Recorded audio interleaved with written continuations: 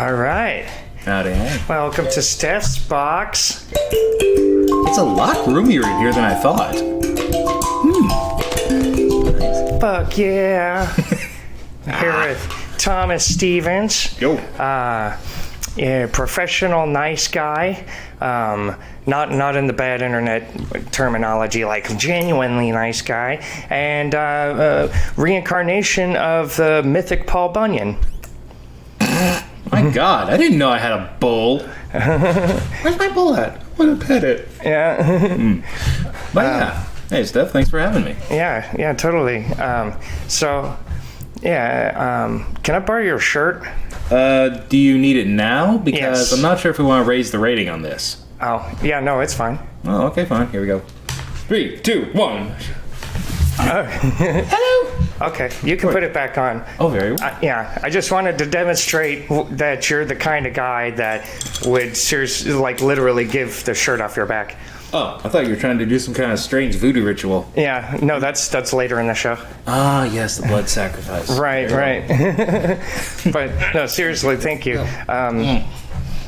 Yeah, and so I've wondered, like, how the fuck did you become such a nice guy? Honestly, years of trauma and tolerance. Trauma and tolerance? Yes, receiving trauma and learning ways to deal with it. Oh, I see. Trauma being... Well, I had a very religious upbringing, and I am obscenely flamboyant, in spite my size. Like, honestly, I move like what most people expect a twink to move like. But, I'm a bit of a bear as far as size goes. Right. As you know, that's, we now have video evidence of. You know those terms, that's cultural appropriation. Wait, seriously? Because, you're a straight guy. Ah. I'm just fucking with you. Well, you did mention I was straight, so. Yeah. Religious upbringing, that's never fun. Yeah. I mean, I was raised Southern Baptist. Oh. Yeah. I'm sorry. Yeah. I mean, fortunately, like, my immediate family wasn't super religious, but, like, all of the surrounding family, were fairly fire and brimstone, like, yeah. I had a babysitter tell me that I couldn't listen to my Tom Petty cassette tape because it was devil music. Tom Petty? Yep. Like, that is some very chill time devil music there, if that's devil music. Like, I can understand if they were talking about, like, AC/DC or something. That's at least sounds the part, but... Yeah, at least they talk about hell and stuff, I mean... Exactly. But Tom Petty, he's just like a laid-back country guy. Yeah. Try not to move around too much from the microphone, cause just so I can get a steady capture, because if you're over here, then it's like, I'm sorry, it's my first time. Doppler effect, yeah. Just treat it like it's your uncle's penis. Okay, stay close and give it some fun. Right. Gotcha. But yeah, you were Southern Baptist. I was, in fact, a Jehovah's Witness. Eesh. Yeah, it was unusual, to say the least. Yeah, so they don't have the magic underwear. That's the Mormons. There you go. Right. Yeah, no. They're the ones that knock on doors and don't celebrate holidays. Right. Well, yeah, I think everybody knows, like, that reputation. But, like, what were some of the stranger, like, traditions or, like, religious rites and stuff that you don't see in other denominations?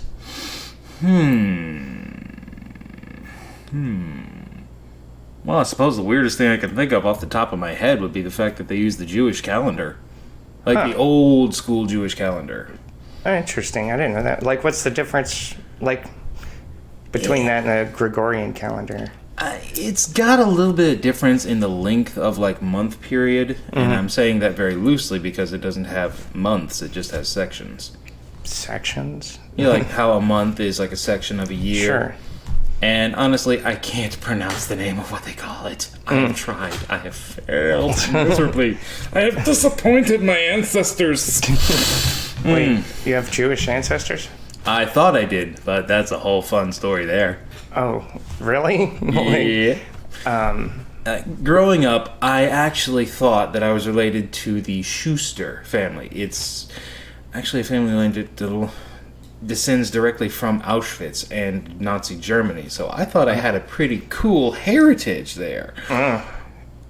Cool is one way to describe it. Well, horribly sad, but rich and thorough. Right. Very much to be appreciated is what I mean. I get you.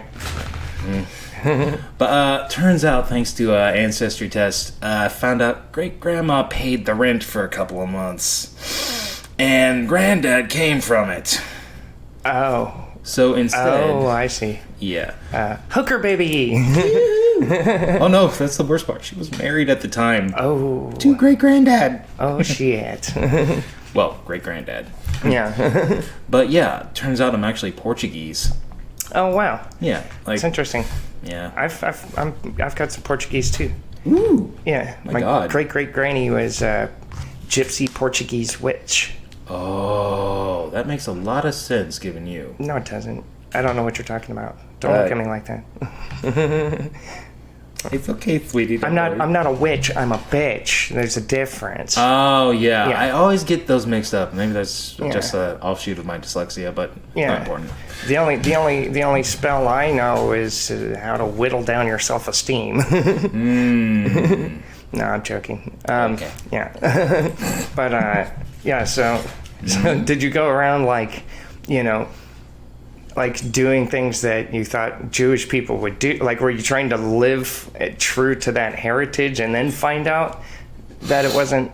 Oh, no, but it was kind of awkward telling people about it, like younger. Right. I found this out when I was in my 20s, mind you. So before that, I was very much proud of it. It's like, my ancestors survived some shit, and I'm proud to have come from them. Yeah. And then to find out, Yeah, whoops. Yeah. I've always wondered if it's technically racist if you don't know about it, but I don't know. Everything's racist now. Everything's homophobic. Everything's transphobic.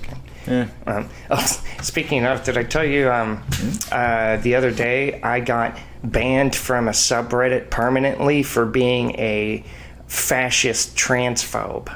How? This is you. How?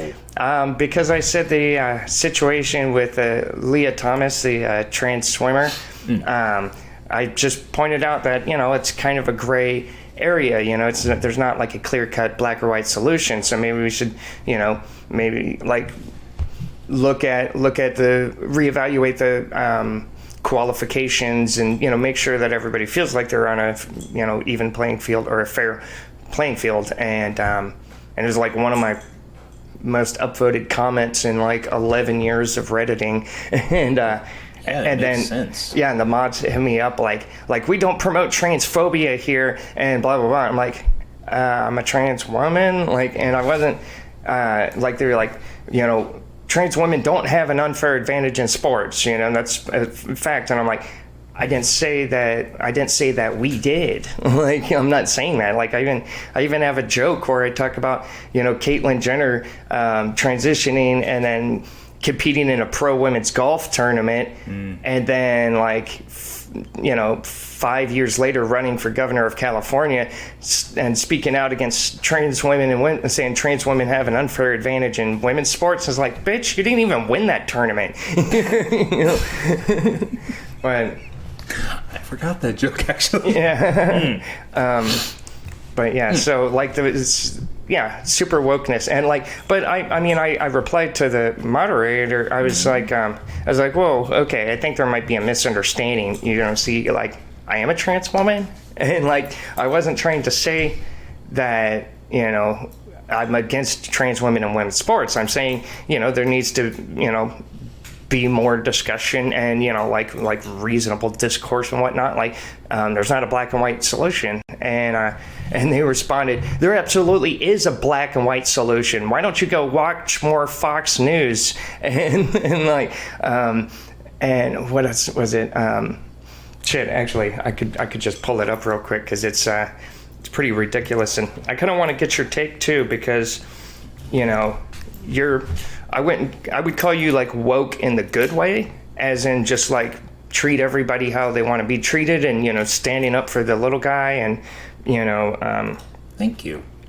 yeah, you're right. Yeah, you're a good person to have in your corner.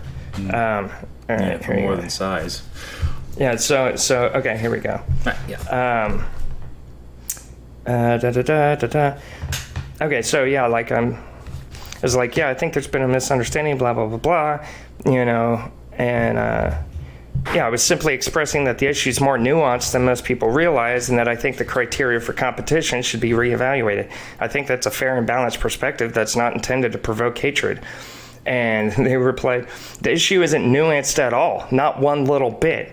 On the one side, we have facts. That is that trans women are women, and should be allowed to compete as women, seeing as they have provably, provably, like, there's spelling and stuff in here. No unfair advantage. On the other side is the hysterical screeching of fascists who hate a vulnerable minority for no reason. Okay, I guess I'm the fascist. That is not two sides and is not nuance. It's reality versus evil. There's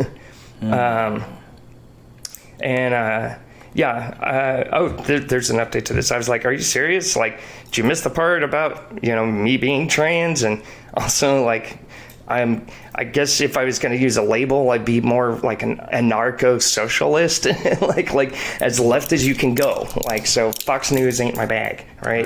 There you go. And I was like, telling me to watch Fox News and calling me a transphobic fascist makes about as much sense as Republicans calling liberals pedophiles while hanging out with Matt Gaetz and passing laws removing age restrictions from marriage. And, if you didn't I feel like you didn't bother reading my message, and you're just reciting talking points at me like trans women are women. It's like, of course I know that. I've been on hormones for years. I live as a woman, like that wasn't even part of the discussion. And if you're truly invested in progressing trans rights, you should maybe learn how to have a real conversation with people, especially with ones you disagree with, and reacting with a knee-jerk all-or-nothing response actually hurts my people's cause, because when you shut down any chance of rational discourse, you show the other side that you're not capable or willing to be reasonable, which only helps them.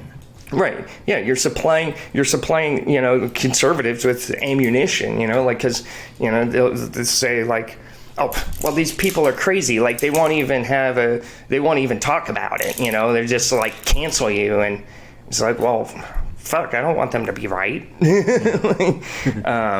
And then I said, also, you should look up the meaning of the word fascist, because your administrative action against me is the very dictionary definition. But this is, so they say, I don't actually care to have a conversation with every bigot when I have to ban another 200 bigots who refuse to stop telling the fascists lies about trans women in sports. Yeah, they didn't even read your message. No. Like, yeah, so under the guise of looking out for my rights, it's like, well, no, we can't have, marginalized people, speaking from their own experience or anything like that, or their own perspective. They need to shut the fuck up and let, us like cis white straight guys like take the lead. I'm not saying that's no worries. I know what I am and I know what you are. That's all that matters. Well, I'm half joking, well, because and a lot of people have responded like, it's the same deal with BLM, and I remember black friends saying, oof, like all these like woke white people are just going off and do it, like trying to take the movement and take the credit, and like they want to be saviors and all this shit, and it's like you do that and you get blinded by your own self-righteousness and don't listen to people.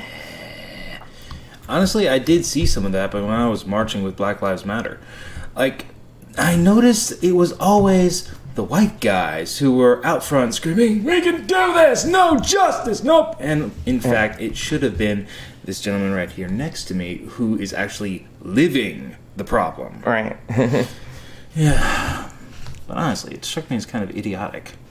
Yeah. Well, it's an ego thing, I think. Like, Very much so. yeah. And I can understand multiple places that can come from. From one hand, you're trying to help. From another hand, you're trying to say, I'm not part of the problem. Right. And all that feeding in can cause a lot of foolishness. Yeah. I think, those are good points. But I also think, like, social media exacerbates the thing, like, because it kind of turns everybody into a bit of a narcissist, whether you want to be or not. You know, it's like, well, what do I do with this? Pictures of me, pictures of what I'm doing, pictures and proof that I'm important, proof that I have a cool life, and Very true. it's like the epitome of putting on appearances, and which I always thought that was silly because I was raised to, not spend what you don't have. Right? So, like, keeping up with the Joneses was, like, never a fucking thing. Gotcha, yeah. Trying to get a little closer to the mic. Damn it, I keep moving around. You gotta do weird things like, whoa! Yeah. Alright, stay here. Hello, penis. Hello, Uncle, how are you? Just conduct this conversation as if we're on a roller coaster.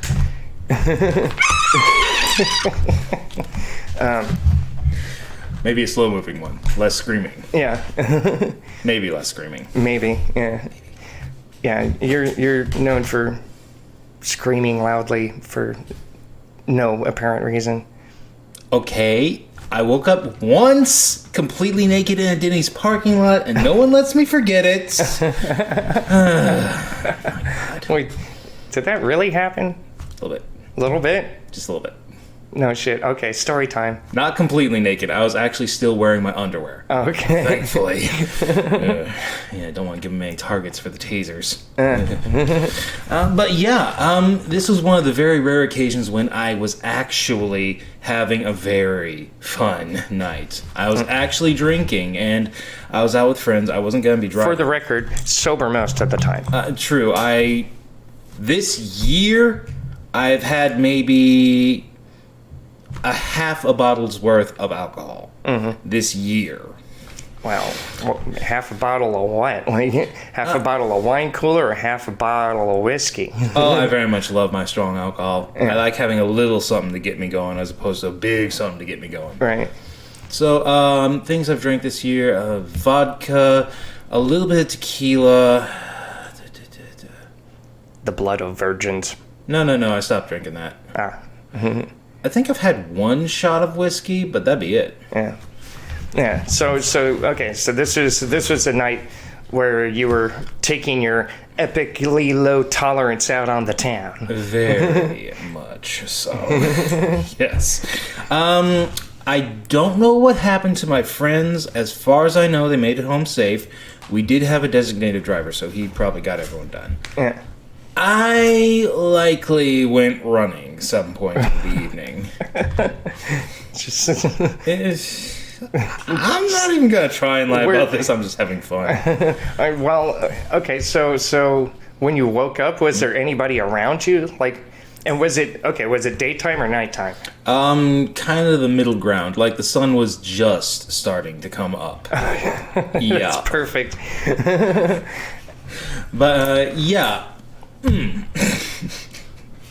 I had to actually walk home at this point, and I was living about halfway to Carolina Beach. Oh shit! Yeah. So me, underwear, sun coming up, and so how many miles were you walking? I think it was like 4.5. Damn. In my undies. And so you woke up and you had no recollection of how you got there. Yeah, last thing I remember was someone screaming Jello shots. Oh, wow. And I had just downed a drink on a dare. Yeah. Yeah, like, where we were, the bartender was actually a friend, and I said, I'm looking to get turnt tonight. Turnt? I'm a white guy. I make up weird words for no reason, and then find out it's actually a word. I didn't know it was a word. As far as I can tell, it's a term for drinking a lot for the evening. Oh. But yeah, I just said, okay, I want to get turned tonight. He said, don't say anymore.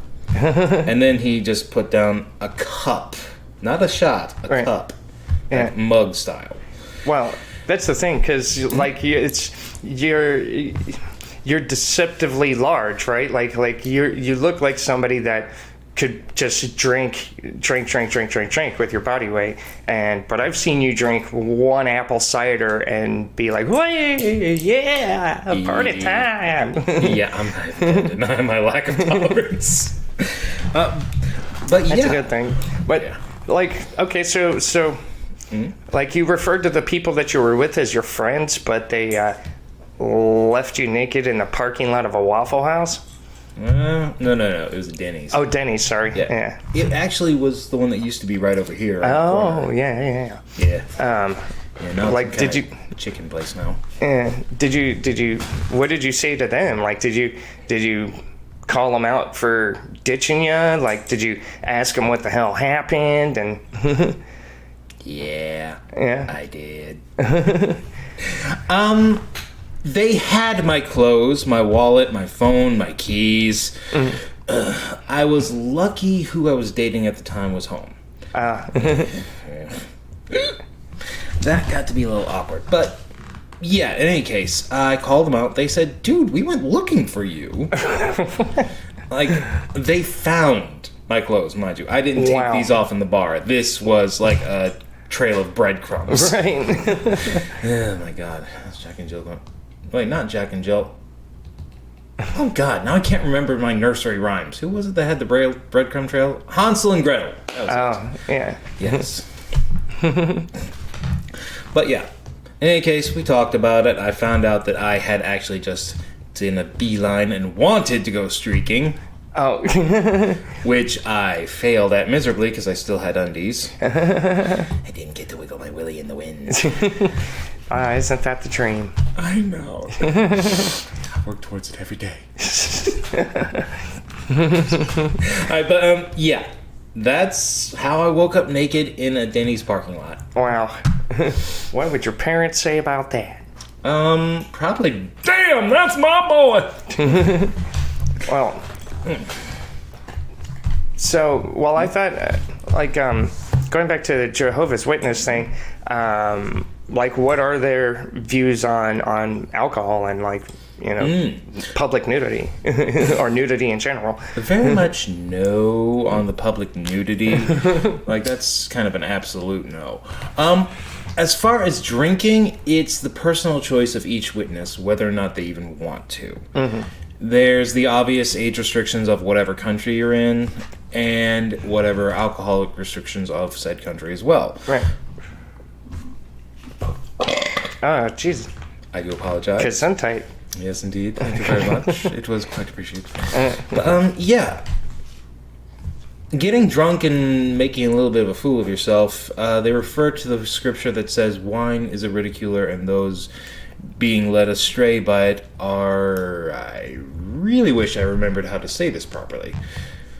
But it doesn't really matter. Bottom line, they don't encourage you to drink. They don't want you to get drunk. Mm-hmm. Just so long as you're in control of yourself, it's all good.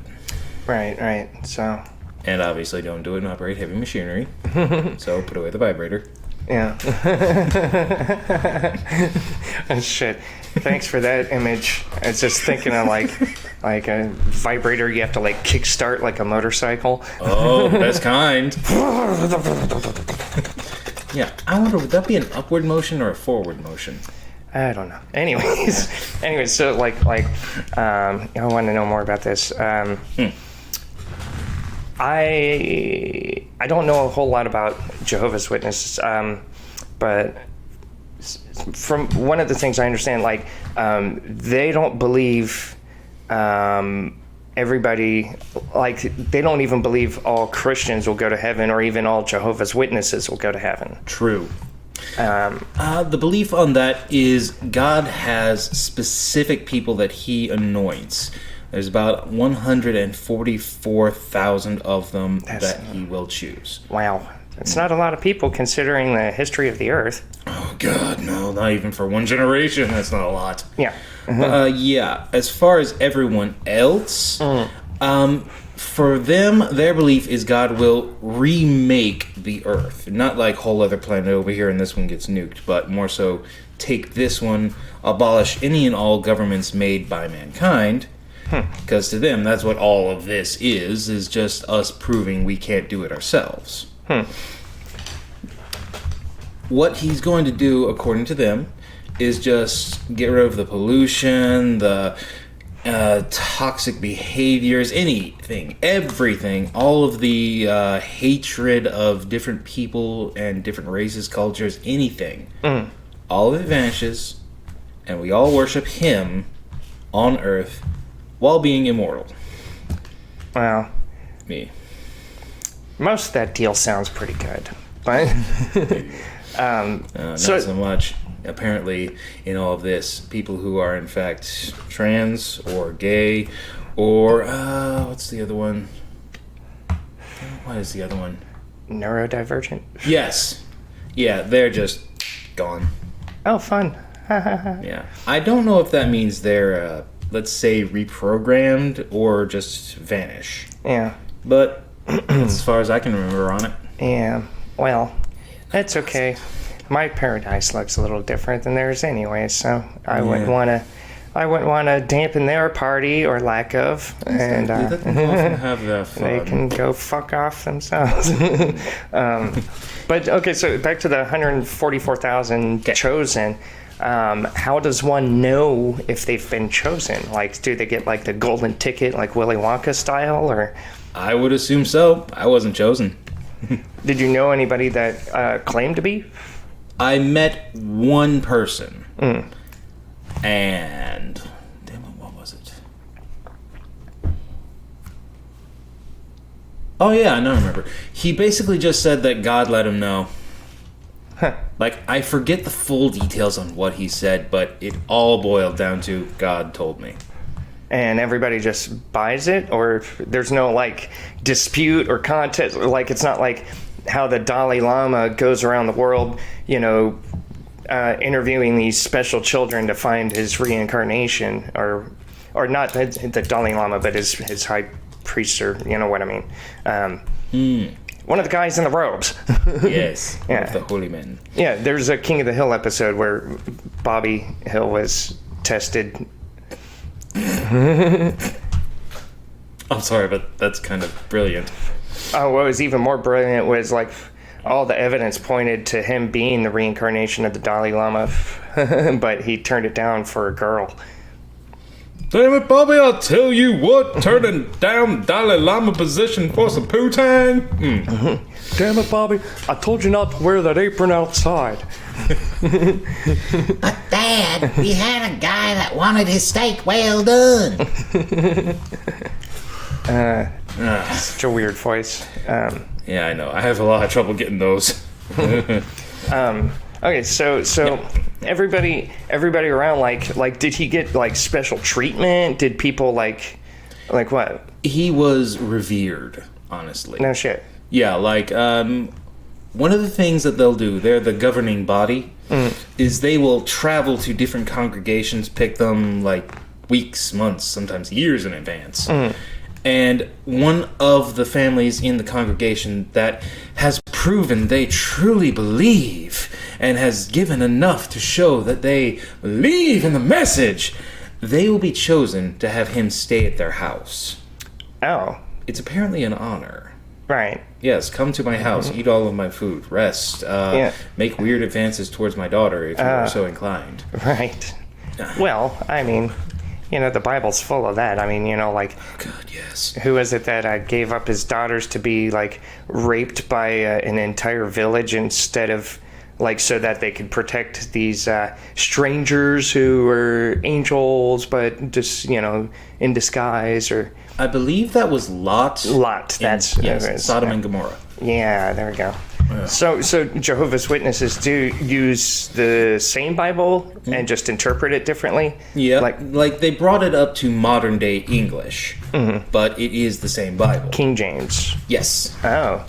Well, then why would they use a Jewish calendar? Honestly, looking at it, if I had to describe it, I'd say it's compilation type of religion. Right. And I say that saying that I was in it. Yeah. But yeah, honestly, I walked away when I was 14 and I was being groomed to be a priest. Oh, Jesus. Yeah, I know, me being a priest. Yeah. Wow. Like, why are you oh wait, okay. And so like a priest isn't necessarily chosen by God to go to heaven. So No. like, No, a priest is basically the guy that talks to the congregation. He's the one, the head speaker, the local council. right. And so like, I take it that was like a prestigious position in your community, were you like in communal living, or I mean, Some congregations will do that, but excuse me, I'm gassy today. you big windbag. Oh, give me time. I'll get some wind coming out my ass later. Oh, no thanks. All right, fine. I'll crack a window. But yeah, some congregations, they will actually just buy a big plot of land and all live there. Pay for everything with money from congregation. Right. But honestly, that's not normal. Oh, okay. They don't normally do that. They're like every other person. They want the house, the white picket fence, husband, wife, kids. I say everyone else. I know they're different. I'm just going with the general American dream. Right. Yeah. They just happen to meet 3 times a week. And one of those times they go out and say, hey, come to our Kingdom Hall. It's basically like church. Right. 3 times a week. That's a lot. Tuesday nights, Thursday nights, and Sundays. Yeah. Okay. So there's the difference in like, okay, you just have the chosen ones, right? Yeah. But is there information on like how many there are in each generation, or how many have declared that they're chosen? Like how many have been chosen in the past? Is that something to keep record of? They do, but they don't really show it. Like, they give a general idea. For instance, in my lifetime, there's been 3. Total. Wow. And they just say, well, God told me I'm awesome, so give up. Just give it to me. Yeah. But yeah, as far as actually testing them, I don't know the proper method, but I'm hoping that the existing members of the governing body will say, okay, prove it somehow. You're just You trusting, and you would hope. But I mean, like even with the test, like how do you prove it one way or the other? Anyways, but how do you say I spoke to God? Right, exactly. I mean, well, the Pope gets away with it. Oh God, I know. So you knew somebody who was chosen, like I met him once. oh, you just met him, like Yeah, like he was traveling. He came to our conversation. Conversation. well, kind of the same thing. You're not wrong. So what kind of guy was he? What kind of vibe were you getting from him? Kind of like a megalomaniac. Like, Perfect. you're like, he knows he's the most important person in the room. Yeah. And he's not ashamed of it. Right. Other than that, he was surprisingly humble. Like, very soft-spoken, very calm, quiet, collected, very to the point when he spoke. And what kind of things was he preaching? Like, what was... The word of God, honestly. Like, if you would ask him a question, he would come right back with an answer. Like, if you asked him about gay people, he would come back with something like, God doesn't care if you're actually gay, son. He cares whether or not you act on it, and all that. Right. Yeah, because that's actually a thing that's mentioned. I should say right now, I'm pretty sure someone in my family is gay, not gonna say who. Right. They are also utterly devout in the faith. Damn. Yeah, honestly, I pity them. Yeah. But I wish them well. I hope they go forth and worship in whatever way pleases them. Yeah. Well, How fucked up would that be? Like if, like, yeah, let's say you were devoutly religious, and your particular religion said it's okay if you're attracted to women, but you're just not allowed to sleep with women. Sounds like being a priest. Right. Yeah, it's only little boys for you from now on. Yeah. Also, I should probably mention I walked away when I was 14, so not a priest. Yeah. So yeah, back to the priest thing. Like, why were they grooming you? Because I was raised in it. I wasn't someone who converted in. Like my grandparents, they were devout in the witnessing work. I see. My dad was raised in it too, and my grandma still is as well. And every single time I go visit, when are you coming back? In various ways. Right. So let's see if what are some of the like stark differences that you noticed when talking to people of other denominations? Like, You mean like talking to someone who's let's say Catholic? right. Well, for instance, Catholics, they worry very much about the guilt and the shame of this, that, and the other. Oh, yeah. Yeah, witnesses, not so much. We're more loose and free and a little bit hippy-dippy. As far as a religious person can be, hippy-dippy. So drugs are okay, just not alcohol. Nah. Fun. But what I mean by hippy-dippy is more so we're not ashamed of what we've done. We actively work to improve, to do better. Personally, I kept that lesson. Sure. Well, that's good for anybody. Exactly. Be the most you can be. That's kind of the point, in my opinion. Exactly. Don't damn them for sinning. Praise them for redeeming themselves. Yeah. Just, like the 4 agreements, always try your best. There you go. Yeah. And, okay, so, yeah, they don't fear damnation, then, is kind of what you're saying. Like, so they don't believe in hell, or? Correct. Okay. By the witnessing terms, hell, death, they are interchangeable. It's the exact same state of being, just not alive. Right. Okay. And for them, death is like being asleep. You're not aware of what's going on. You're not aware of, like, rabid badgers eating your feet or anything. You're just asleep. Oh. Well, sometimes when I'm sleeping, it's, like, more vivid and real than when I'm awake, so... That's because you're a special one.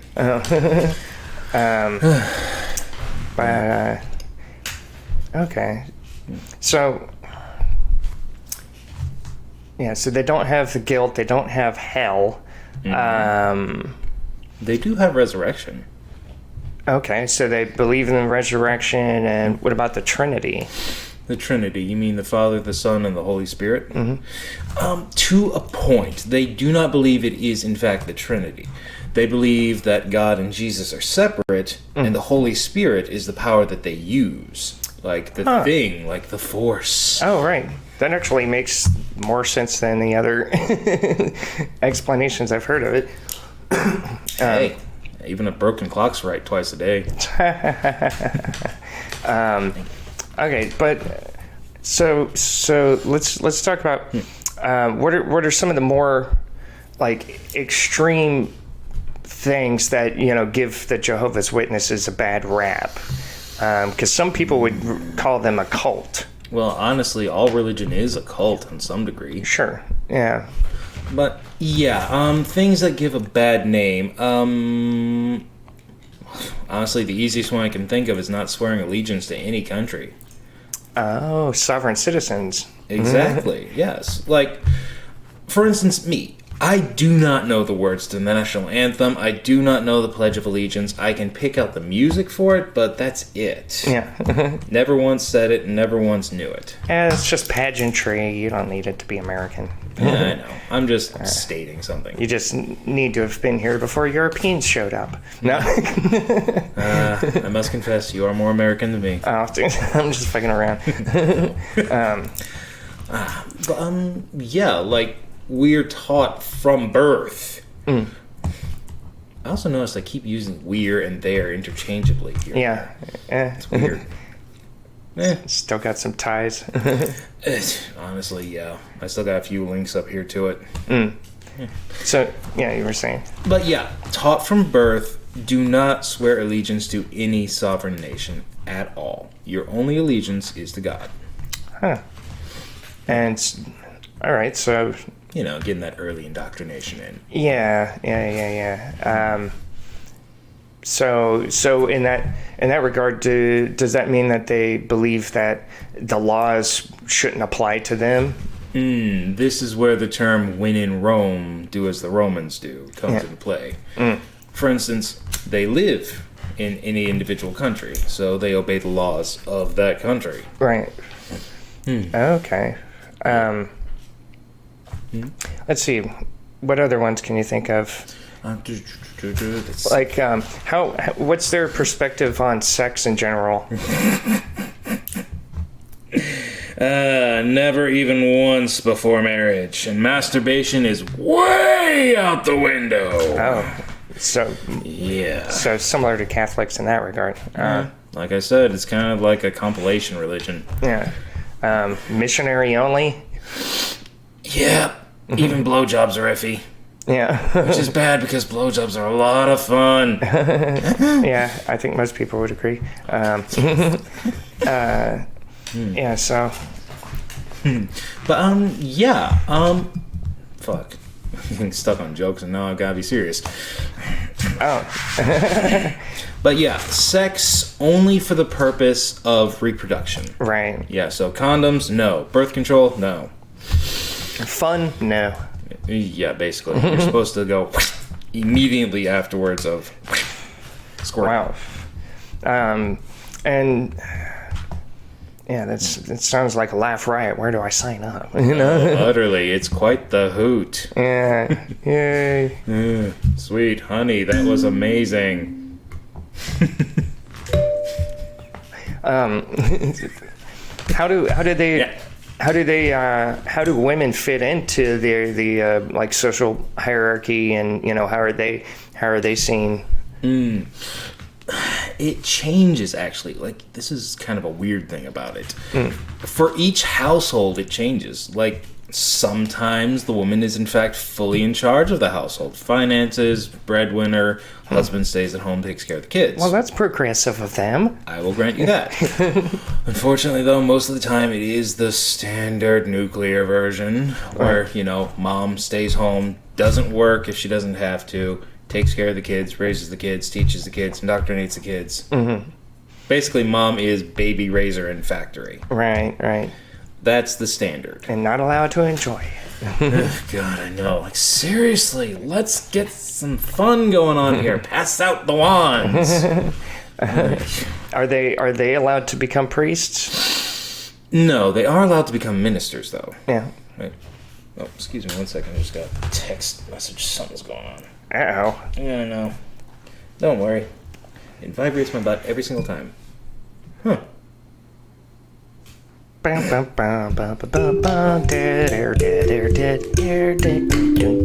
we have things. Messages. Just messaging Robin real quick. She's asking if I'm okay. Oh, you didn't tell her you were being abducted? Yeah, I did. I also told her I was getting stabbed. All right. But, she still worries about me. When are you guys tying the knot? I would marry that person tomorrow. Proudly. Unfortunately, she has to finish up her divorce. Oh, right. Fun times. Thankfully, though, that's going nicely. Oh, as nicely as it can be. She's got the paperwork going, and, Hebby is dragging his feet. Of course. Yeah, that's why I have never really had an inclination to get married. Honestly, that's something that got indoctrinated into me. Like, I've always believed in marriage, finding the person who will be your partner, and that is your partner. don't get me wrong. I personally am a monogamous, but I don't require my partner to be. I'm very supportive of people doing what is good for them. Right. But, yeah. Honestly, I always expected to get married. Yeah. I'm still iffy on kids, though. Yeah. I don't know. I just never felt like I needed to sign a contract to prove to the government that I'm in love with somebody. I can agree with that in a heartbeat. I don't know. Okay, so, and so far it's sounding like any other Judeo-Christian religion. Some key differences, but Hey, buddy, can I cheat off you for my exam? Yeah, just change it up a little bit so it doesn't look like my work. oh yeah, school. You didn't go to public school, did you? Not even pre-K. Wow. And what kind of? So you were homeschooled. Like what was like a regular day at school like? Let's see. Regular day at school. Sit down, quit talking, and read this. I hate to break it to you, but that was it. The Bible. Like I said, I was being groomed to be a priest. Right. Like, I've been through the Bible 37 times. Holy shit. I still haven't memorized it. Yeah. Aside... Damn, no. Here, let me ask you a Bible question. Okay, what's the passage where it says where Jesus says, "I came not bearing peace and goodwill; I came bearing a sword to set daughter against mother and son against father and brother against sister. For there shall be no love greater than thou's love for me." I believe it's in Matthew, but I cannot remember the exact one. The chapter or verse, unfortunately. Yeah. I always thought that was an interesting passage. It's like... Well, honestly, the witnesses took it seriously. Yeah. Like...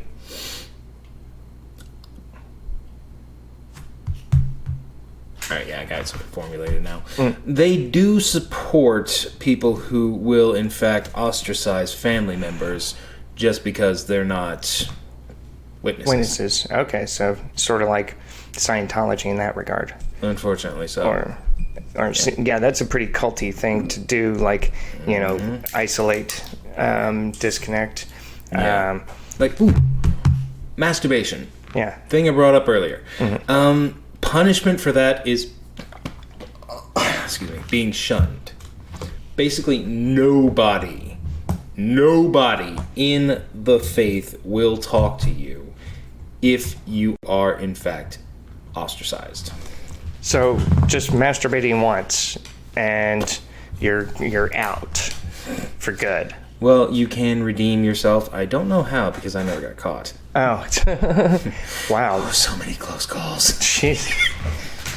I think it's Harry just like, wait, did I lock the door? Oh, wait, is that a car pulling up? And it's like, wait, am I going to get ostracized from my community and sent to hell? Oh, wait, no, there's no hell. Surprisingly, I have had that entire monologue, yes. But, yeah, honestly. Did you? Oh, I'm sorry, go ahead. Oh, yeah, the exact term for that would be disfellowshipped. Like, you are disfellowshipped. I was disfellowshipped. I redeemed myself. I am fellowshipped again. Had you known anybody that was ever disfellowshipped? Yep. A husband, he, damn it, what did he do? Oh, yeah, he was having an affair outside of his marriage. He was disfellowshipped. His wife was not, but she stood by her man. Oh, so... Then she got disfellowshipped for talking to him. Oh, shit. Right, so I take it there is, like, no redemption available there. It's just... There is. Oh. Yeah, like I said, it's not shun them or not damn them for sinning, praise them for redeeming. Right. Just about any sin can be redeemed if you know how. And I don't. You were training for a priest and you don't even know how to... Repent. Yeah. Basically, apologize and pray is all I got. Yeah. And so this married couple, like, did they just remain gone? Nope. As far as I know, they still go to the congregation regularly. Oh, okay. Like, you can still come to the meetings and such afterwards of being disfellowshipped. It's just no one's going to talk to you. So they kept coming, but nobody would interact with them. Not at all. They actually kind of kept a distance from him, from what I remember. That's fucking weird. Like, so have you ever been in a position where, like, you wanted to talk to somebody that you couldn't? Yes, actually. It was actually the one. I wanted to know what was going on. Yeah. Because no one told me. Yeah. Like, there was apparently an announcement that I didn't get that they were disfellowshipped. I went up and I was going, hey, why is everyone avoiding you? Yeah. And before he could answer, my grandmama came up to me. I should probably mention I was raised by my grandma. Oh, okay. I call her mom. Yeah. But yeah, she came up and slapped my hand and said, don't talk to them right now. I asked why later, and then she explained everything. Yeah. Okay, so you were a kid when it was gonna, yeah. Yeah, I was young. I was maybe 10. Yeah.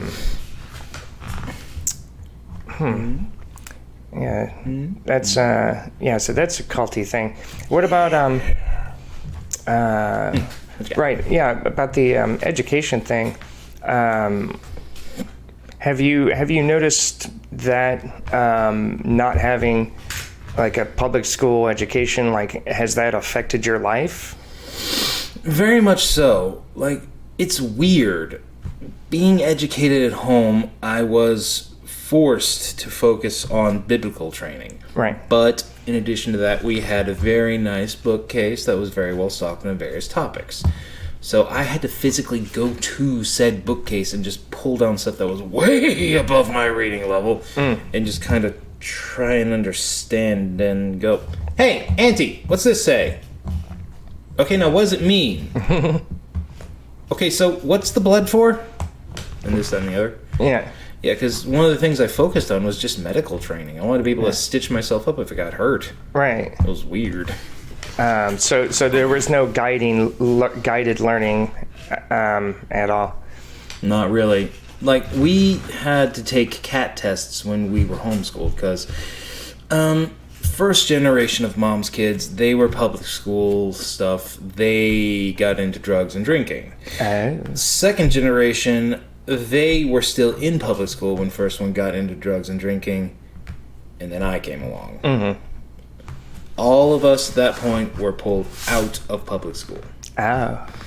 Now, the first ones, that was like my dad and two of my aunts and one of my uncles. Hey, Uncle, how's it going? They got the full ride, the full thing. They even got some college. One of my uncles actually worked for Duke Energy. Oh, nice. Yeah. Yeah. He talks to us anymore. Wonder why. Yeah. Damn. But yeah, in any case, as far as things that's different, I have trouble with normal everyday stuff like mathematics, addition, certain types of reading and counting. And you might take from the way I'm saying this just how far of a gap that is. Go right ahead, have fun. I'm not gonna make fun of somebody's like adversity. You know, I'm not. Thank you. Yeah. But can make fun of your hair. yeah. Me and my labradoodle. Yeah, it's like Willy Wonka had sex with President Van Buren. No, I was thinking Ronald McDonald, but yeah. We'll that'll work too. Yeah, like next contender for mascots. Yeah.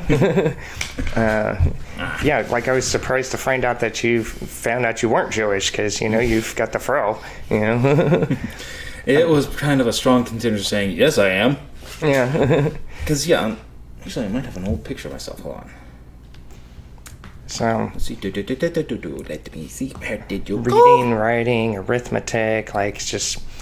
That I had to force myself to learn. Yeah, wow. It was very unusual. Yeah, so like when did you first get a job? I was 19. Yeah. And I actually got a job at a sub shop that was inside of a Walmart. Fun. Very much so. It was actually midway through that job that I actually got shot once. What? Yeah, I got shot like right here in the pelvis Oh. by a .22 caliber pistol. Okay, do tell. Oh, okay, fine. When I first started working there, the only person working there that it was actually related to me was my aunt. She got me the job, which was very nice of her, I think, to this day. Later on, another aunt actually started working there as well and actually took over the store. Like, bought out the rights for it and ran it into the ground. Now, see, I keep getting further away from my uncle's penis right here. Yeah. Yeah, she was my ride into town because I was living way out in the boonies at this point. I didn't have my shift for another 4 hours, and she was there at the crack of dawn. So I gotta kill some time. I'm 19. I'm young. I'm Can't horny. even jerk off. Yeah. Well, I can't publicly jerk off. Right. Well, nobody's supposed to. Really? Yeah. Oh, Whoops. That's why they were looking at me funny in the park. Yeah. In any case, I walk over to a video game store, which is actually just over by Petco, not too far from here.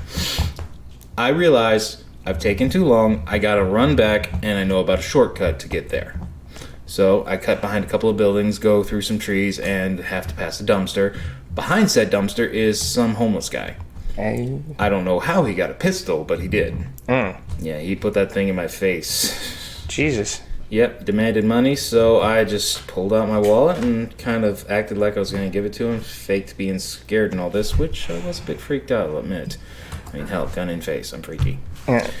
So I drop the wallet, and as he's reaching for it, his gun moves away from my face. Right. I grab his wrist, reverse his elbow, and the gun goes off while I'm doing this. That's why you're not supposed to do that, Thomas. Well, he didn't directly shoot me, it just ricocheted off of the dumpster. Ah. Yeah, like, seriously, he went off running, I emptied the bullets out of his gun and threw it in the dumpster, and then went in and worked my shift. Wow. And granted, I waited for a second, went to the manager's office and put a bandage on. Little boo-boo band-aid. Literally a band-aid on a bullet wound. No. I did put a proper, put on some gauze, got some sanitizer on there too, and taped it on there. So you didn't go to the hospital or anything? No, I pulled out the bullet already. Jeez. Yeah, probably not supposed to do that either. True. And I had the tweezers. I figured why not. Jesus. You're not trolling me, are you? No, I'm completely serious. Why didn't you seek medical attention for something like that? No money. And I knew how to do it anyways. Oh. Well, I mean, ER has to take you regardless. Yeah, but they'll still charge you. It doesn't show up on your credit. Seriously? Not to my yeah. Oh, fuck, I could've got more stitches. Yeah, they can't, hang that over your... Well, yeah, I mean, I have medical bills from over a decade of not having insurance. Holy Actually, shit. more than that. Yeah, most of my adult life, I didn't have any medical insurance, and there's by the time Obamacare got passed and I was able to qualify for Medicaid, I had gallstones that were, my gallbladder was operating at 10%, and they were like, if you would have waited any longer, you would have died. So it's thanks, Obama. I'm glad you're not dead. Yeah, me too. Yeah. Although, I mean, it'll be nice to go to another planet next time. True. Too many assholes here. A lot of them stink. Okay, so I thought it might have been something like Jehovah's Witnesses don't use doctors or... Oh, God, no. Okay. We use medical facilities and officials like police, fire, rescue, all of them. We support them and all of their stuff as well. It's just we don't swear allegiance to the country they're in. Right. So you guys kind of have your own laws too, right? More so just an understanding of don't be a dick. Like, a lot of fun ways to say it, but that's what the whole thing boils down to. You don't think showing up to somebody's house unexpected and trying to cram their religion down your throat is being a dick? Of course not. You're trying to save their soul. Right? Okay, so let me tell you why you're wrong and I'm right. Yeah. What's her name again? Well, Steve. All good on the home front? All good on the home front? Okay. Yeah, I'm just checking because she's sent me a series of messages at this point. Ah, she forgot about this. Oh. No worries. Yeah. From your expression there for a second, I thought it was a nude. You're like, bingo, gotta go. No, that actually happened once during D&D, though. Oh. Once. And you didn't share with the table? Come on. Oh, I'm sorry. I mean, she has very lovely breasts, but still, Yeah. she didn't want to advertise them. Of course, I'm just playing. I'm just playing into it. Yes. Where were we? Yeah, you got randomly shot working at a subway. Oh yeah, I was asking though, like, were there like complications with you doing a job like that? Not so much. Like, you see how I've been acting in this podcast and in general life. I'm very showman-y. Right. So you just fake it till you make it. Basically. Yeah. What are all these little squiggly things on the register? You mean numbers? Oh, yeah, of course. That's what they are. Yeah. Oh, funny thing. Another ridiculous thing that happened at that job. One of my coworkers, like, honestly, I pity this woman at this point. She was about 6 or 7 months pregnant and still working there. Yeah. Yeah, basically. Walking around with an extra weight right here. Yeah. And a constant urge to pee. But that's not particularly important to this. The reason I feel bad for her is because she was kind of an airhead. Like, this thing that happened that I'm trying to get to and going a very roundabout way. She had to make mop water. And I saw her first pour bleach into hot water. Oof. Straight bleach. Yeah. And then take glass cleaner and start pouring. Yay, mustard gas. Exactly. Like, I suck in a breath, grab her by the shoulders, and pull her out of the back room. Wow. Breathe out, breathe back in, go in there, dump out the whole damn bucket into the sink, and turn on the water, and then leave. Wow. Yes. And then explain to her what happened. Right. Because, yeah, she's basically going the whole, what the fuck, and all this crap. Right. You seem like you're always there to save the day, you know, like you're always like just doing favors for people and like, you know, sticking up for the underdog. Like, what's the like worst jam you've gotten somebody out of? Worst jam I ever got somebody out of? Actually, 2 friends, well, one of them's kind of like family now, the other one actually ghosted me. But 2 of my friends actually needed a place to stay. They were completely out of options, and they called me to vent. And I said, dude, come sleep on my couch. Yeah. Both of you. Come on. That lasted for about 7 months, and later on we got a proper lease together with a 2-bedroom. Oh, there you go. Yeah. See, that was wholesome but boring. I was hoping for like, yeah, well, there's this baby and an alligator and. Well, no. Alligators I like. I think they're cute, like little like water puppies. Yeah. Yeah, I remember you've mentioned like always being kind of like self-conscious about like being big and strong, like in a like, you know, you're like the stereotype of the gentle giant, you know, like, or thank you. I like to think of the abominable snowman from, you know, Bugs Bunny, like, oh George, oh I'll squeeze you and pet you. Yes. Oh. Yes. Like, seriously, That was me, or is me. Yeah. I will hug him and pet him and call him George. Yeah. So, like, when is not knowing your own strength gotten you in trouble? I've hurt people before with hugs. Yeah. Well, there's that, but like, have you ever had some asshole at a bar try and pick something with you because you're the biggest guy in the room? Yes. This was actually at a concert. I think it was South Carolina House of Blues. This dude, he was trying to start some shit. He'd obviously been drinking, and I was dressed up as Luigi Mario for the show because it's funny. Yeah. What show? I think it was Goo Goo Dolls. Yeah, right, because Mario and Luigi, that fits in perfectly with, Google Dolls' discography. No, that's the point. I do something completely out of context. Right. Yeah. And just like, what the hell's this guy doing? It's not Halloween. It's like the middle of July, and you're just in costume for no reason. Yeah? You should have seen me when I was living in Wallace. Well, when I met you, you were wearing a top hat, and you had a cat of nine tails on your belt.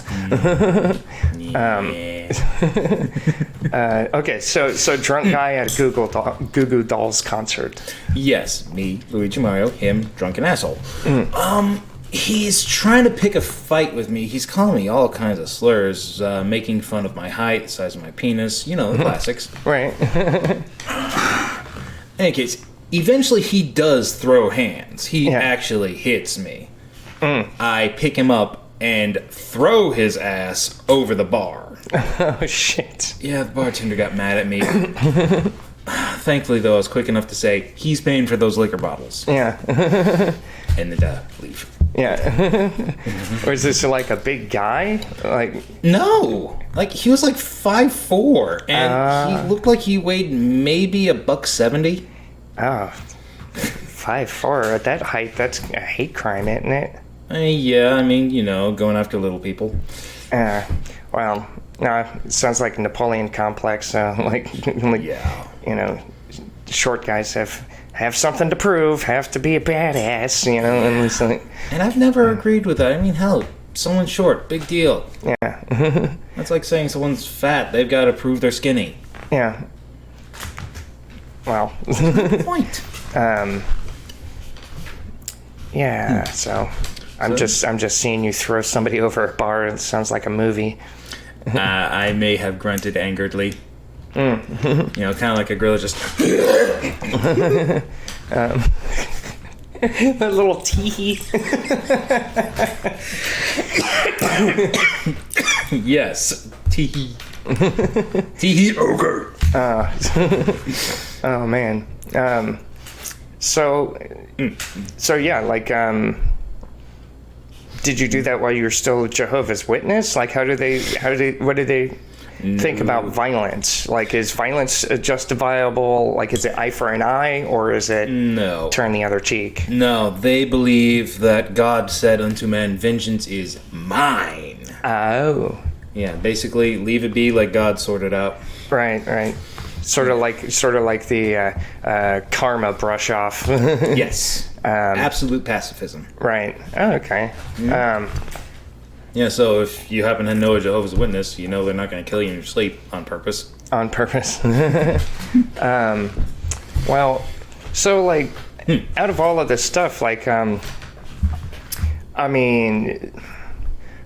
from, a non-religious person, it's, disagreeable to me, but, as far as religions go, it doesn't sound all that bad, or, it doesn't sound all that different, so, and you were on the path towards being a priest. What changed? I started asking questions. Uh-oh. Yeah. For instance, they do, as I mentioned before, they encourage people to praise people for their redemptions rather than punish them for their sins. Right. But they still shun them for their sins until they redeem themselves. Right. My question was, why? Mm-hmm. Why not try and talk to him, try and help him, and all this and the other? Yeah. Yes, he's mad at him because he crashed into his car at the meeting and hasn't paid for it yet. why not talk to him and say, hey, come on, what's going on? Why didn't you fix this? Right. Instead of like, no, you shall not be spoken to me. Oh, so their core tenet is passive aggressiveness. Yes. Like I've never heard it put better. Yes. Wow. And so like, what was their answer? They didn't have one. They said, that's just how God wants it. And all this. Okay, so that started your questioning. Then I started looking into it to try and find answers for myself. To think, okay, situation, someone has wronged someone else. What is appropriate? This, that, the other. Forgiveness. Yeah, Yeah, done. it's in the Bible. Yeah, multiple times. Mentioned at multiple meetings, multiple ways. Yeah. And one of the elders of the congregation couldn't tell me that. So if even they don't know, and they're kind of in charge of all this that I'm doing, Right. what's the point in continuing? So you out-priested the priests. Kinda, yeah. So like on this one question, like were you like you presented your findings to your superiors and said like, look, forgiveness right here, like in black and white, like that's what we're supposed to do. They actually praised me for it. And then I kept asking questions and they couldn't answer them. And I'd keep looking for the answer. wait, okay, so they praised you, but then they kept doing things the same way? Yep. Fun. And Very so now that you've committed the sin of doubting Thomas and started asking too many funny, One of my favorite apostles. yeah, right, and the unforgivable sin. Yes, I doubt. yeah, asking questions. That's funny. Like Jesus will give you for raping babies if you ask for it, but questioning his divinity, nope, that's unforgivable. Oh, this is one point I should probably mention. I was never, like, disfellowshipped. I just walked away. Yeah. Well, I want to get to that. I kind of want to walk through this process with you, and so now you've committed the unforgivable sin, and now questions are boiling out. Like, what kind of questions were like driving you? Questions about conduct of the earlier Christians. One we mentioned earlier, Sodom and Gomorrah. Why the hell was this father giving up his daughters for the pleasures of whatever crowds outside instead of for the holy men who he does not know and has no connection to other than the fact that they are holy priests. Right. Or angels, if you must be technical. Right. That kind of stuff is never okay with me. Yeah, exactly. And what were like on that particular one, how did they brush that off? That they were men of God and they were to be protected, cared for if need be, for just no other reason than they are the holy chosen. So they consider those people chosen more important than even your own family. More important than your own children. Right. And just the fact that that's the answer that I got back like that. Yep. Yeah, I kind of decided this wasn't for me. Was that particular question, like, was that the tipping point? The straw that broke the camel's back, yes. Right. So how long did this period of questioning go on for? About a month. Oh, it was that fast. As soon as you're like, wait, I don't think these guys know what they're talking about. It was just like, boom. Yeah, ADHD, I can hyperfixate on stuff. Oh. So I'm kind of like, yes, this. Ask. And I think I kind of annoyed them, honestly.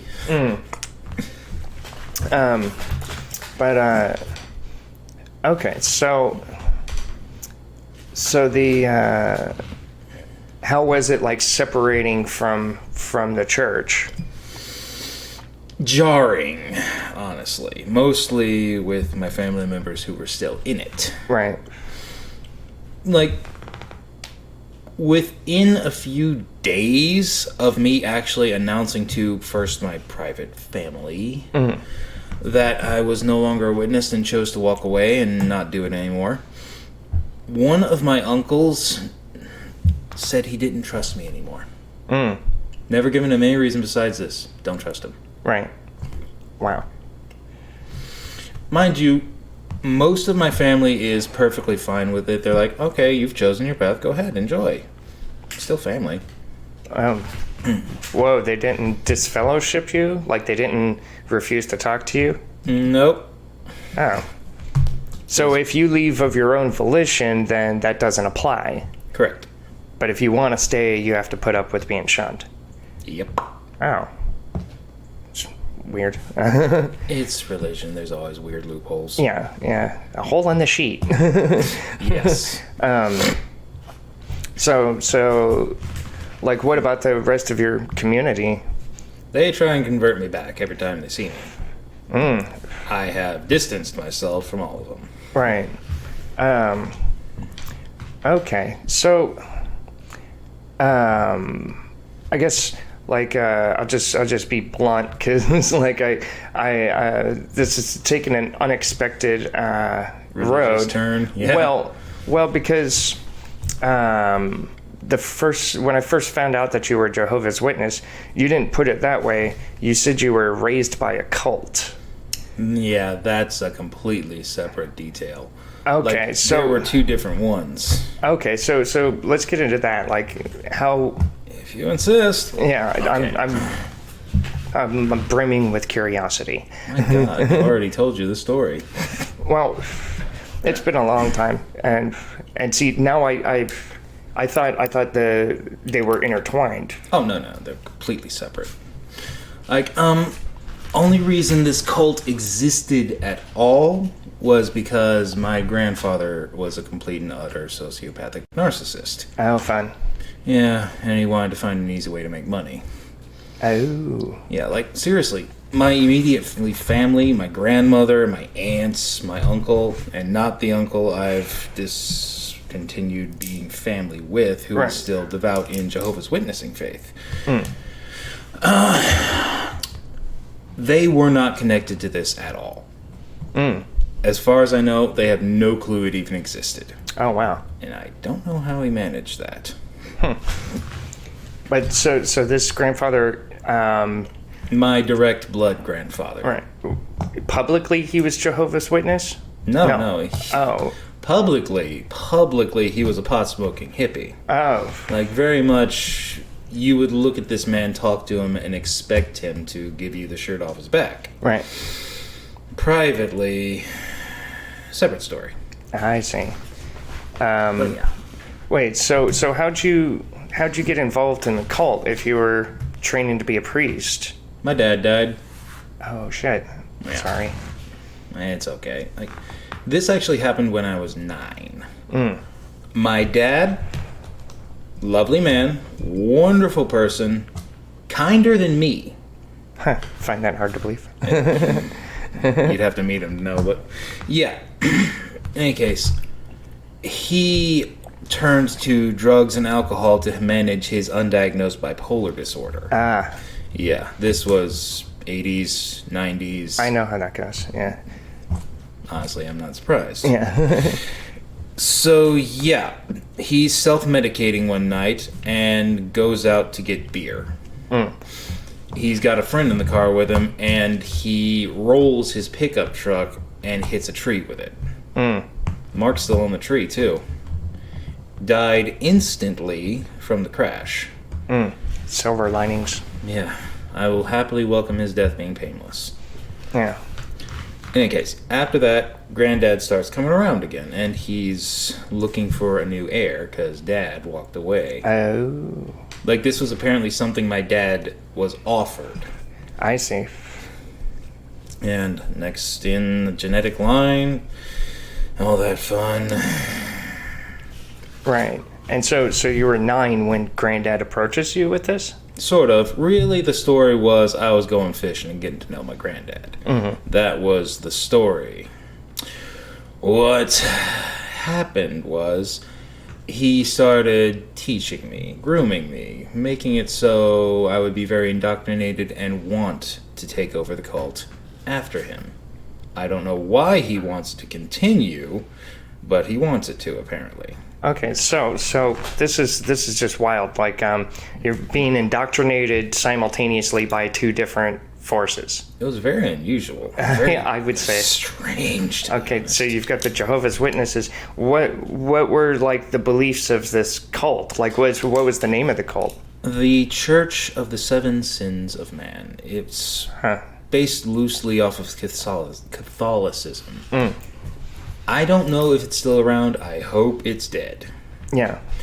But basically what the belief was that if you completely encompass and live and embody one of the seven sins, when you die, you will in fact become equal to God. What? Go ahead, laugh. No, that's A little just Mormonism in there. right. Okay, so seven deadly sins, which, to my Gluttony. knowledge, yeah, they're not laid out like that in the Bible. That's from Dante's Inferno, right? So same with. A lot of like the devil and stuff like that, that's not in the Bible. That's Dante's Inferno. And so like what is it? Gluttony, lust, Wrath, pride, envy, sloth. Which one was the other one? Sloth. So Sloth. there's sloth, gluttony, Greed? lust, greed, Yeah. envy, wrath. Fuck. Major part of my childhood, and I can't even remember all the names. It'll come back. Yeah. So let's say you've devoted yourself to the sin of wrath, right? And so you're saying that the belief is that to be equal to God, you have to be as wrathful as possible, like You have to be embody as it. wrathful as God. Right. And that's some pretty big orders to fill. No shit. Plagues, infernos, floods. Yeah. That's why I never leave the house without a pocket full of hornets. Oh, it's so useful to have them around. Hornets. Exactly. But yeah, let's see. So which one was your grandfather trying to embody? He was the founder. Yeah. He was the representation of all of them in human flesh. Oh, Jesus. Yeah, cult leader shit. Again, bear in mind, complete sociopath and proved Right. it multiple times. Utter narcissist. Right. He just wants people to worship him and give him money. Right. Gotcha. So, yeah, bear in mind while I'm saying this, Yeah. all of this is bullshit he made up. Oh, yeah, no, I get it. Yeah. And he was charismatic enough to make people believe. Like, Hard. how many people are we talking? Last I saw, the most he had was about 340. Whew, jeez. That's, Yeah, men, women, children. okay, so how's a child, like what if a child decides that they're supposed to embody lust? Like, what the, It's not something you decide. somebody chooses it for you? Yes, He does. Jesus. Or did. He actually died of emphysema. Uh, I'm very happy he died choking. ooh. So over 300 people, and he just like randomly says like, okay, you're greed, okay, you're envy, okay, you're sloth, and these, There's a bit of a ceremony to it, but that's it, yeah. yeah. What kind of ceremony? The usual stuff, something similar to a baptism. A little water on the forehead, Right. reading the stars. I see. And so how long were you in this group? 4 years. 4 years. So Started when I was 9, Yeah. 10, 11, 12, 13. and which sin were you embodying? The first one, actually, was lust. I was gonna be his cash cow. Oh, I was 9. Jesus. Trust me, he had no part in that. I keep saying Jesus over and over. Like, You're fine. I mean, it's I kind of know you use it as just a holy fuck. well, it's kind of ironic and fitting for the conversation. Like, Hey, I'll welcome it. I need to mix up my explicatives a little bit, but okay, please continue. All right. Yeah. I don't know what his plan was to explain what the hell was going to have to happen to me. But, yeah. I was going to be used as his favorite prostitute. Right. Fuck.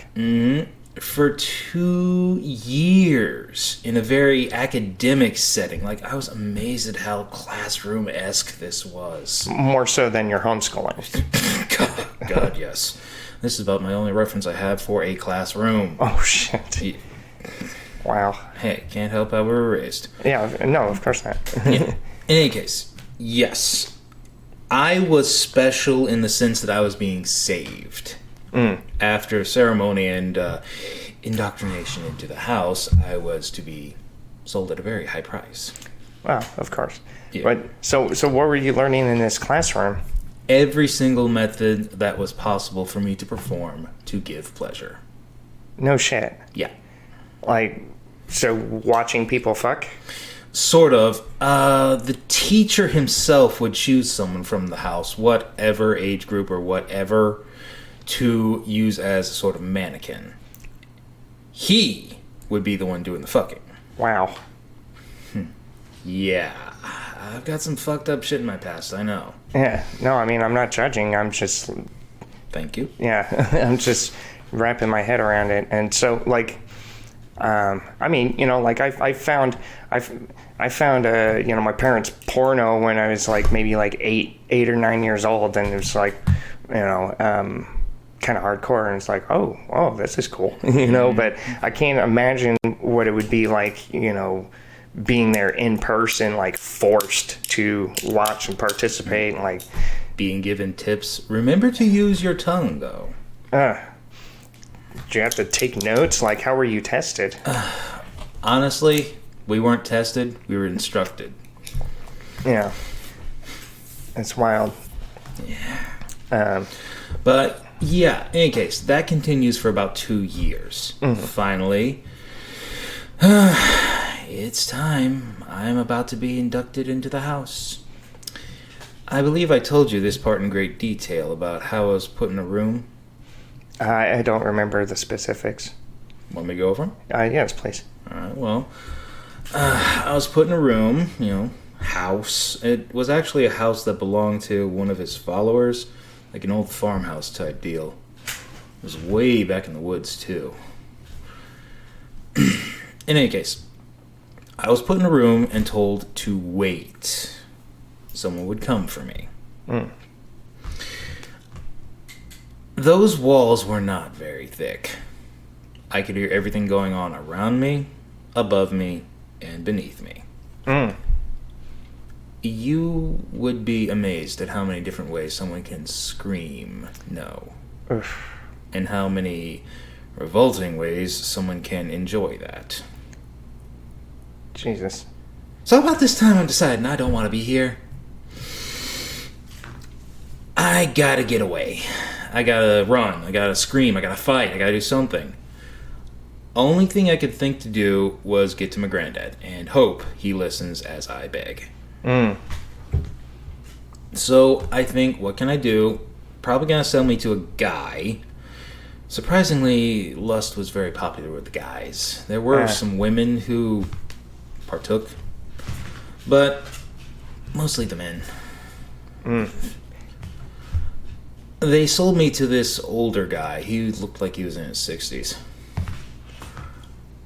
I was 11. Jesus. And I was fairly large for my age. I mean that in multiple senses. I was tall and a little wide. Right. I start looking around because I don't think I'm going to win a fight with someone. So I gotta surprise them. I look around, see what I can find. I managed to find a rock underneath the bed about the size of my hand. And I realized if this is going to work, I gotta get this guy in close.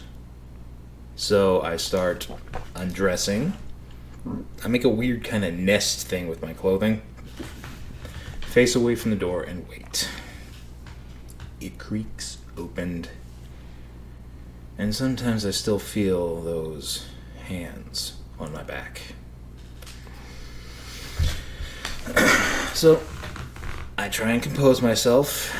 like, I've got the rock right here next to my balls and my hand on it. So I turn, reach up, line this guy's jaw, and then grab the back of his head and break his freaking nose. Good. Yeah. He jumps back when that happens, so I turn and jump forwards. Yeah. And just start beating this guy, hoping the guards don't hear. Guards. Shit. Well, let's face it. Anyone who's in there with that happening to them, they're not going to want it to. Right. Well, usually. Yeah. Not important. Yeah. Okay. This guy's unconscious. He's bleeding. I think he's dead. Yeah. I think. Were you hoping that he was? A little bit. Yeah. Like, I never want to kill anyone, but if there's anyone who's got to die... Right. Jared from Subway. Yeah, basically. Oh no, he's getting way more than he ever would have if he died. Yeah. Getting off topic. Yeah, sorry. I realize I'm not going to want to fight against two grown, trained men when I barely won against this old dude. Trained? What do you think House Wrath was? Oh. What, it's like paramilitary type training? Mm-hmm. We'll get into that in a second. Oh, shit. But yeah, 11-year-old dumbass I am, hide behind the door. They come to look and see what's going on because the guy's hour is up. I slowly creep around and just barely miss them turning to see me sneaking out the door, and I just bolt for where I can hear my granddad's voice coming from. Because he's out front on the porch giving a sermon. He's praising everything that's going on behind me, everything going on in this house, these 4 sanctified walls.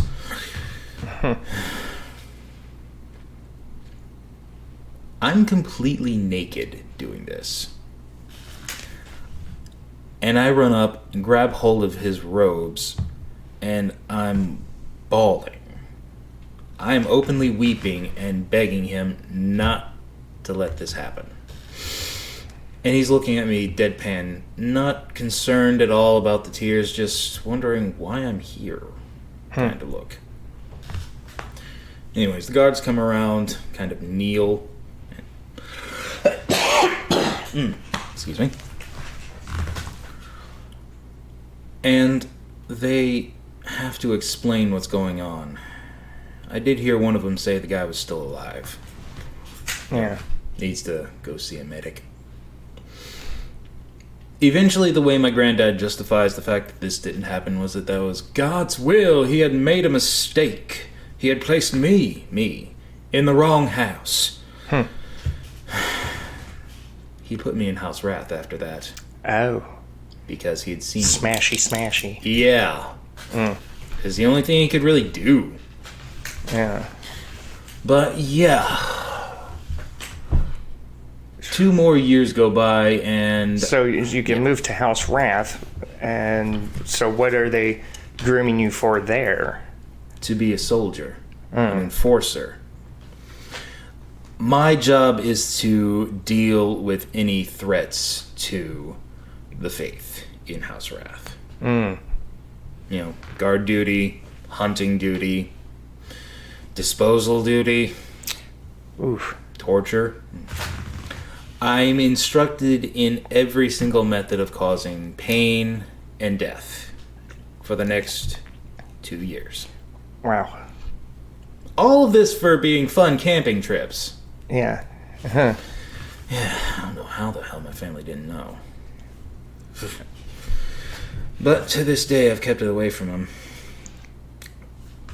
Any case, 2 more years go by.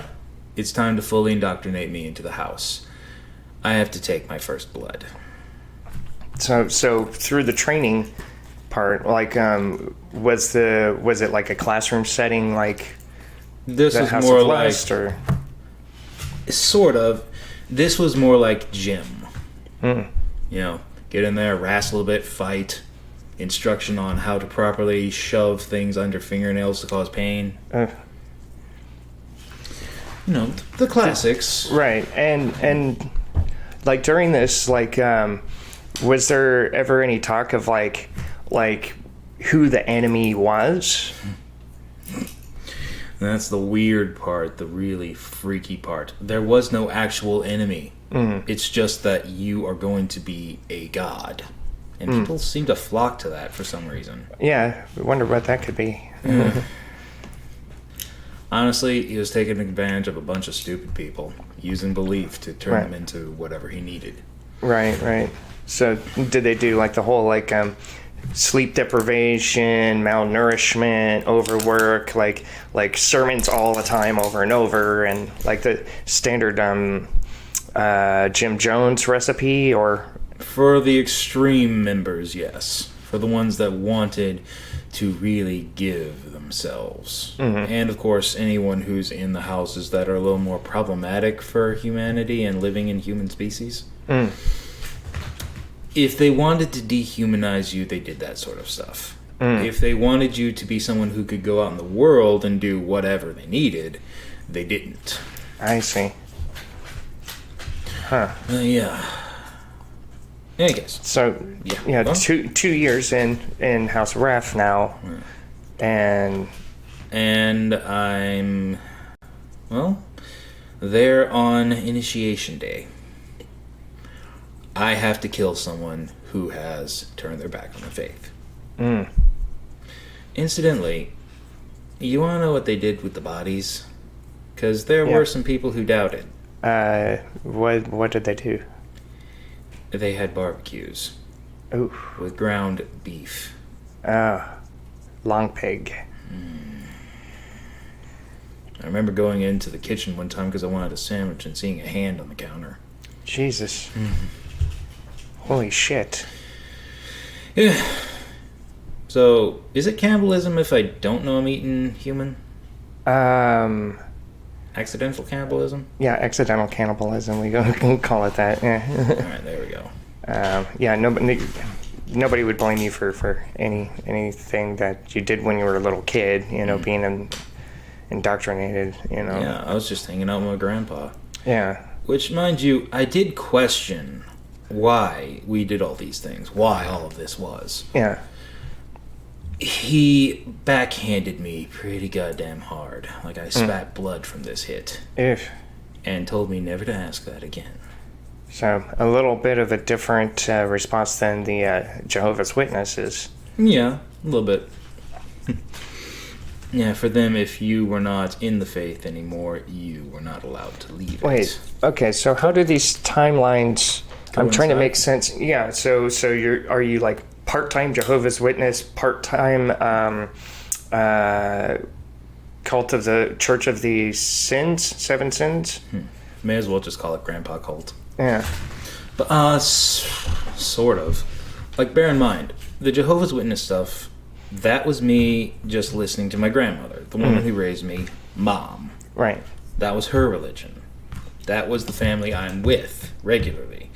Everything else was Granddad coming around, getting to know his grandson, and taking him off to do fishing, hunting, whatever. Right. When in reality, all this shit's going on. I see.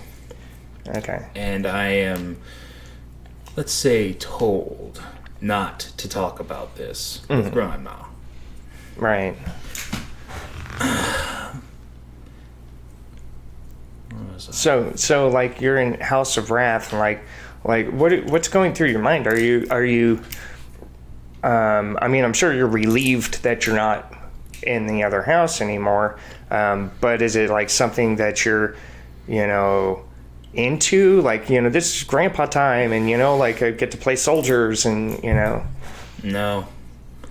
What's going through my mind is this is better than where I was, and I'm not dead. Yeah. I will get away from this as soon as possible, but I'm too afraid to do it right now. Oh, yeah. Like, I was very motivated by fear. And the bad thing was I was good at what I was being trained to do. Right. Like, it was sickening. Mm. Where was I? Yeah, so it's initiation day. Yeah. The entire congregation is gathered, or at least all the current members. And I'm put just out in the front yard in a ring of people, and they're all singing hymns and praising God and my granddad and what have you. Yeah. And then they bring in who I'm supposed to kill. Someone who has been purified, but is still alive. Purified? They don't outright kill you if you walk away. They try and bring you back. Like I said, they don't do the Jim Jones stuff to you if they think they can get you back. Oh. So I'm still not sure I follow, like, what's purified a euphemism for? Someone who was tortured thoroughly and physically and psychologically, and is tried to get back into the faith. Like, they're trying to pull them back through whatever means necessary. Like, what kind of torture would they do? Like, sensory deprivation and... A little bit. More of it is straight up physical torture. Like, this young woman. She was older than me, but she was not 30. Wow. She looked like she'd been dragged behind a truck, honestly. And my job is to pull her to the middle of this ring of congregation and slit her throat with a box cutter my granddad has handed me. Yeah, holy weapons and all that. Could make a 9/11 joke, but I think that would be a little inappropriate, so I'm not going to. Yeah, a little soon. Too soon? Yeah. Yeah. But yeah. I look at that young woman and wish I knew her name. I would name my daughter after her if I knew it. And I'm utterly humbled. Like, to this point, I've been purely driven by fear and survival instincts, saying, I have to stay alive, I have to keep breathing, I have to keep going, I have to get away from this as soon as possible, but I have to do it later. Right. I see her, and I'm like, what's the point in doing it later if I have to do all of this now? And in that instance, my life didn't matter to me. So I turned to my granddad, and I very publicly this time denounce him. Tell him exactly what I think of his God, his beliefs, him, and exactly where he can shove them. He doesn't bat an eye.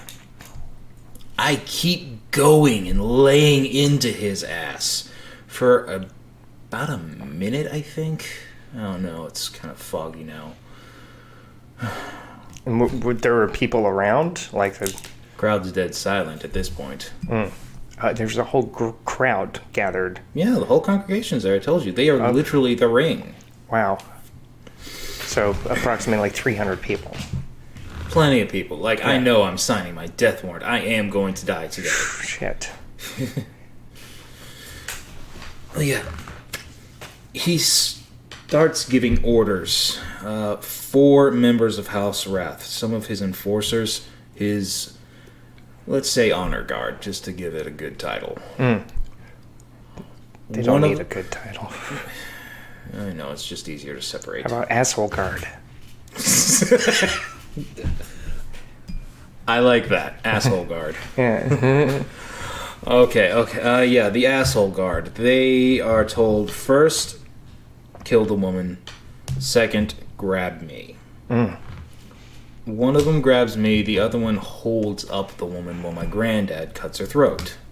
Oh my god. In front of everyone. And then the others come up and just grab me. It's weird. It seems excessive, but one on each limb of a 13-year-old boy. These are grown-ass men. Yeah. Afterwards of killing her, he comes over to me, holding the box cutter, which I had thrown at him. I wish I'd kept it at this point.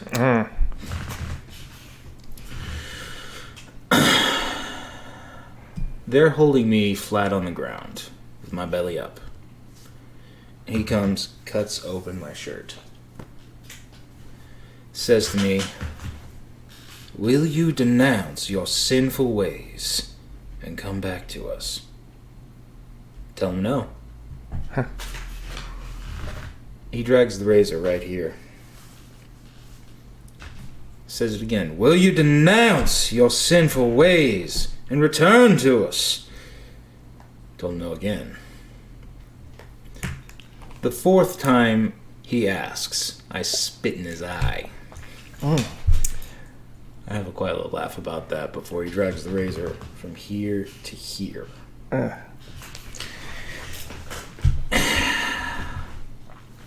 Only reason I am alive right now is because one of his followers sends a radio signal and says, there's a police car coming down the driveway. Holy shit. I don't know why the hell they're there. I don't really care. Yeah. All I know is there's cops coming. I could be alive tomorrow.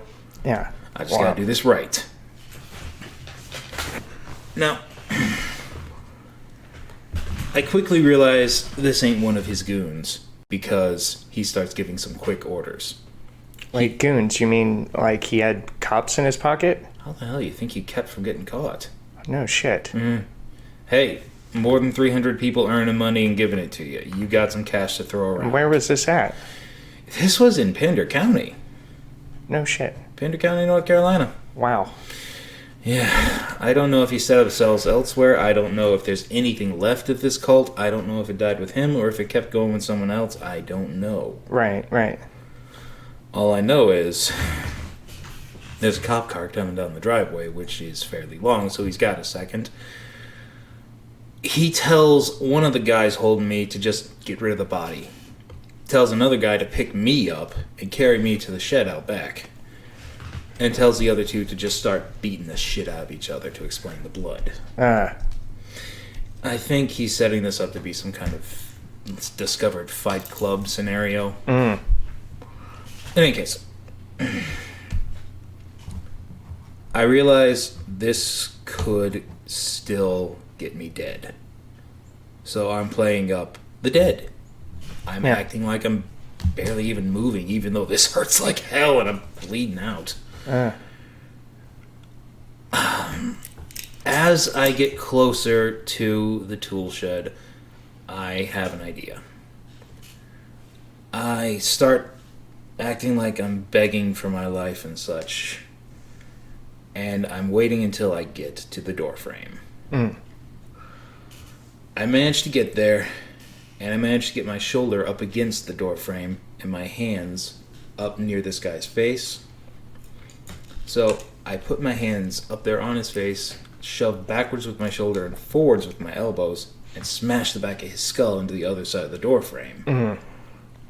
Thankfully, he goes down like a sack of potatoes. I have seconds, so I grab whatever's just sitting on the counter, which is a bottle of water, some duct tape, and some paper towels. There was other stuff, but that was what I needed. Right. I get them, I start bunching up the paper towels, holding them here, and I run.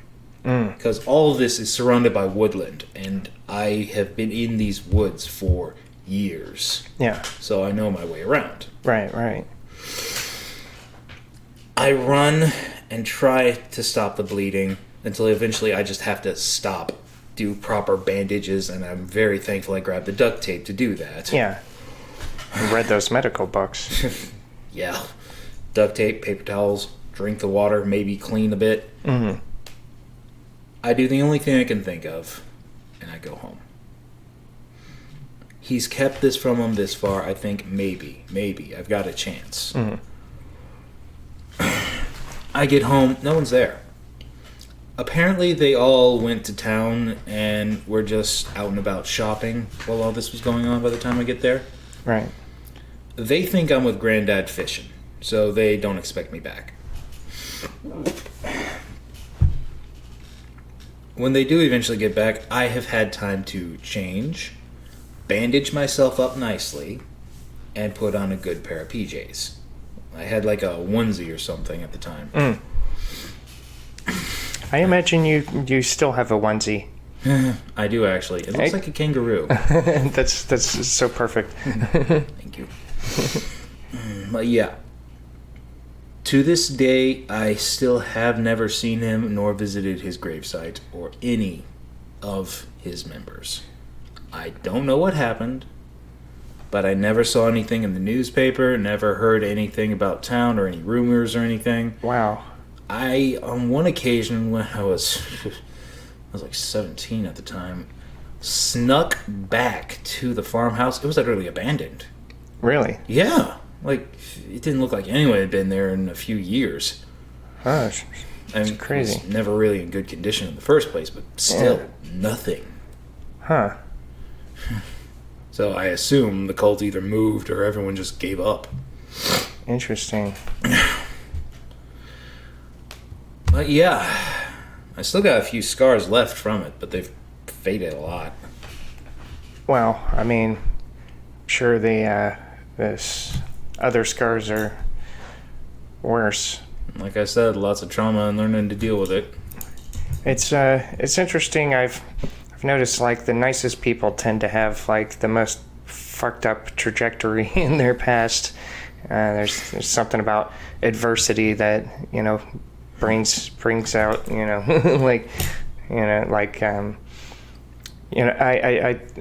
I think it's like because all teenagers go through a rebellious phase, and so like whatever you're rebelling against, it's like if you grow up in like a loving and supportive household, like you rebel against it. Well, not necessarily. Like, no. Yeah, that's the thing. Well, I mean, yeah, I guess sometimes, like, I don't know, I have cousins that grew up in a, really happy house for the most part, and, they were kind of sheltered, and they didn't like party in high school, or they, like they got good grades, and, like they went on to be, wildly successful, and, Bravo. yeah, and, yeah, so I lost where I was going. Like I was trying. Loving households, rebelling against things. But yeah, when you're rebelling against like a literal like hellscape on earth, like you're rebelling against willful ignorance. You're rebelling against just evil. Pretty much just like unadulterated. Like. Let me ask you, like, so on the Jehovah's Witness side, like no politics, no allegiance to governments and everything. But what about the cult side? Like, was there ever any talk of politics or? Just the usual stuff. Like local stuff was talked about by just the separate members here and there. Like, there wasn't any kind of, as far as I could tell, indoctrination of politicians or any kind of influence of. None that I heard about. Right. Bear in mind, I was a kid. Yeah. Well, I mean, were there, like, commonalities amongst people? Like, was it, like, a right-leaning or left-leaning or... Honestly, it was just a bunch of stupid people. Just a bunch of stupid people. Yeah, okay. Yeah. Fair enough. I wish I could get a better description for it, but that's it. It was just a bunch of stupid people who... wanted to be gods. Sorry. Basically, yeah. And they happened to come across the one man in the world who would use that to his advantage. Yeah. And try and give them what he promised. Yeah, wow. That's a very intense story, Thomas. Thanks for sharing. And this is the only time you've really, like, opened it up. Like, I mean, you're saying you never told your family, you never told, like, the police or anything, or, No, sadly, no. I never told my family or any kind of police because a police officer showed up. Yeah. No arrests, no mention of it in the paper. Right. Ugh. Like, I didn't know who the hell to trust. Right. Like, I did manage to find out, as I said, over time, that my immediate family had no connection to it. Right. And I never did find out about any kind of police connection to it. But Honestly, I have opened up about it a few times before. Once to you. Previous lovers I've told about this because I'm trying to take it farther than that. Yeah. And beyond that, no. Well, hopefully this gets to people that it's useful to. Maybe somebody out there that's in a cult and doesn't know what to do, or maybe the FBI who like keeps an eye on dangerous cults. I think this would qualify as one. Yeah, so FBI, I'm sure you're already watching after last week's episode about alien abduction.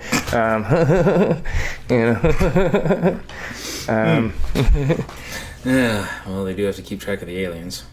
Yeah. And the extraterrestrials. Yeah. Yeah. Yeah. As far as previous cult members, that are current cult members who are trying to get away or thinking of getting away, I'd say run. Get away. Even if it ends you, you will be happier away from it. Wow. Well, thanks again for coming on, Thomas. I think we can call that an episode of Steph's Box.